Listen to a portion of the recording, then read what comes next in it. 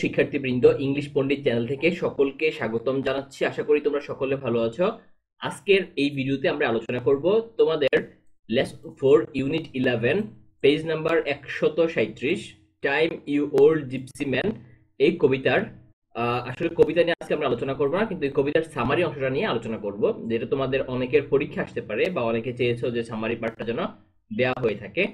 So চলো আমরা মূলত সামারিটা নিয়ে আলোচনা করি, কারণ এটার ডিটেল আলোচনা আমরা এর আগের ভিডিওতে করেছি, তোমরা দেখে আসতে পারো। সামারি হচ্ছে কবিতার মূল অংশটা। সেখানে কি বলা আছে?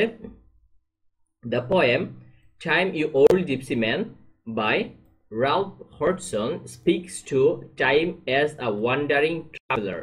সময় হচ্ছে একটা পর্যটকের মতো, হু নেভার স্টপস, যে কখনো তার জায়গায় থামে না, সে তার কাজ অবিরাম করতে থাকে বা চলমান। The poet pleads with time to pause, offering gifts and beauty. এখানে কবি সময়কে বলেছে তুমি একটু থামো, তোমাকে আমি কি দিব? গিফট এবং বিউটি, তার সৌন্দর্য উপহার দিবে।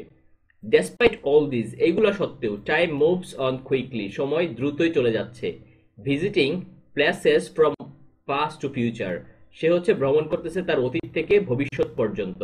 The poem reflects how swiftly time passes, সময় কিভাবে বা কত দ্রুত চলে যায়।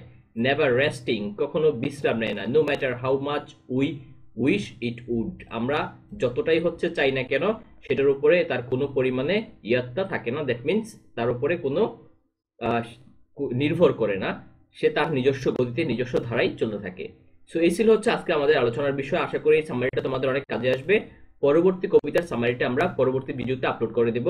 সে পর্যন্ত সকলে ভালো থাকো, সুস্থ থাকো এবং ইংলিশ পণ্ডিতের সাথেই থাকো। ধন্যবাদ সবাইকে। আল্লাহ হাফেজ।